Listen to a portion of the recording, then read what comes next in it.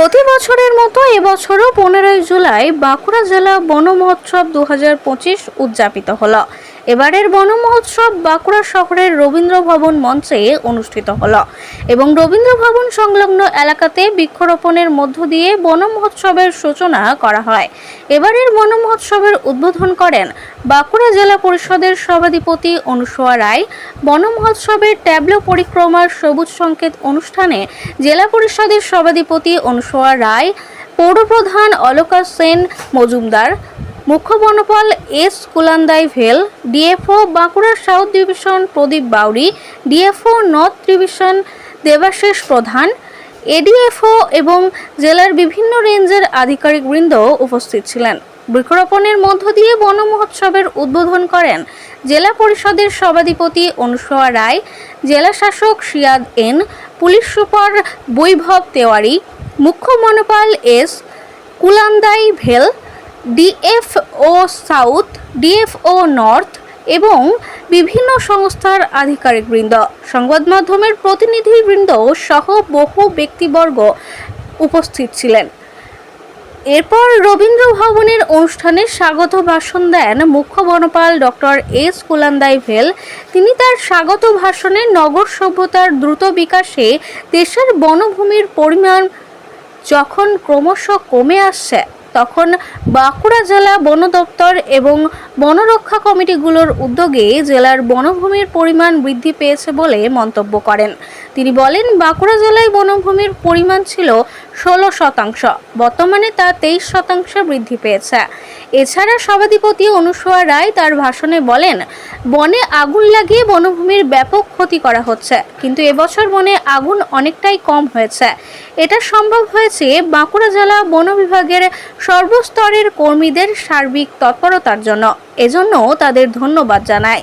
Police super বৈভব তেওয়ারিও বৃক্ষরোপণ এবং বৃক্ষের সংখ্যা বাড়ানোর জন্য সর্বস্তরের মানুষের সহযোগিতা প্রয়োজন বলে মন্তব্য করেন।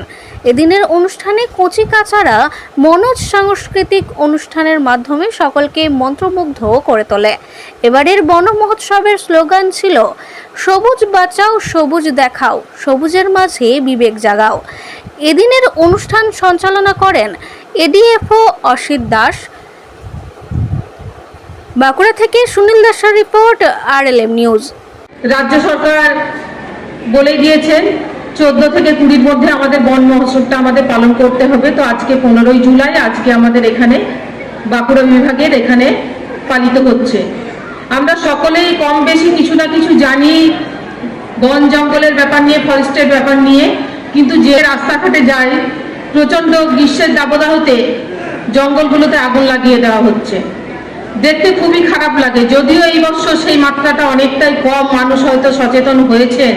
আমি চাইবো এই জন্য বন বিভাগ থেকে যদি একটা করে প্রতিটা ব্লকে করে একটা করে সচেতনতামূলক যে একটা করে প্রোগ্রাম যদি করে এই জঙ্গলে আগুন লাগানো নিয়ে, মানুষ অনেকেই এখনকার যে কম বয়সী ছেলেরা রয়েছে তারাই বেশিরভাগ এগিয়ে এসে বা দমকলকে জানিয়ে, ফায়ার ব্রিগেডকে জানিয়ে সেই আগুন নেভানোর চেষ্টা চলছে। বৃক্ষরোপণ করতে পারি বা আমরা আমাদের উদ্যোগে যদি যে ফাঁকা যে ল্যান্ডগুলো আছে সেগুলোতে কিছু বৃক্ষরোপণ করতে পারি, তাহলে আমরা সকলে জানি যে ভূমিক্ষয় রোধ যেমন হবে, তেমনি আমাদের বন জঙ্গল বেড়ে উঠলে আমাদের প্রকৃতির যে ভারসাম্য সেটাও বজায় ঠিকঠাক থাকবে।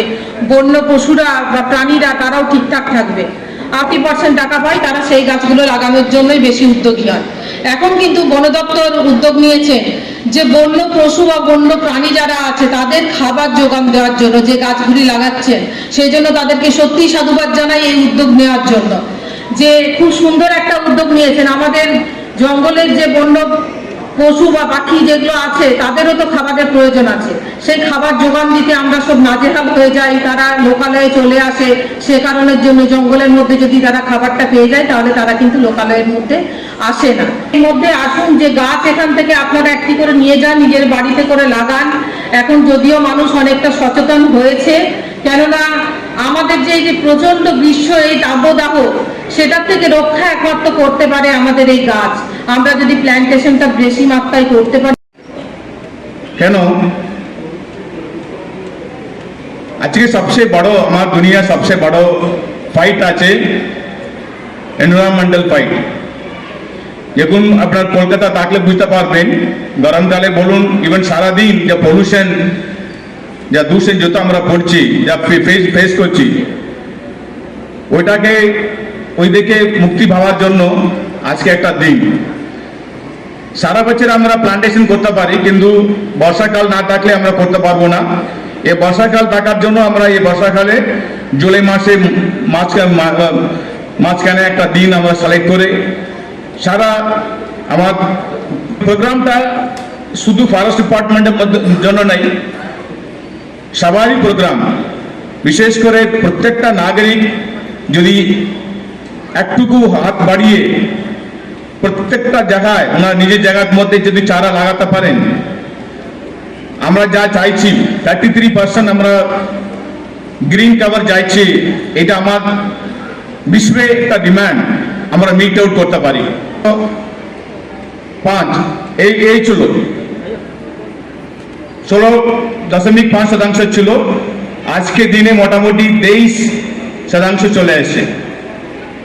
এই মধ্যে আমার পপুলেশনটা দেখবেন মোটামুটি 30% বেড়েছে, 35-40% বেড়েছে। আমার এগ্রিকালচার ইন্টেন্সিটি অনেকটা হয়েছে, আমার জঙ্গলের পরিমাণটা বাড়ছে। এটা খুব আশ্চর্যের জিনিস। অনেকটা আগে আপনি দেখতে পারবেন যখন ডেভেলপমেন্ট হচ্ছে, এটা ইকো ডেভেলপমেন্ট নেই, কংক্রিট বানাচ্ছে, বিল্ডিং বানাচ্ছে, ইন্ডাস্ট্রি আসছে, কিন্তু পশ্চিমবঙ্গে এটা নেই। ডেভেলপমেন্ট হচ্ছে, পাশে আপনার গ্রিন কভার বাড়ছে। এবার আমরা 1400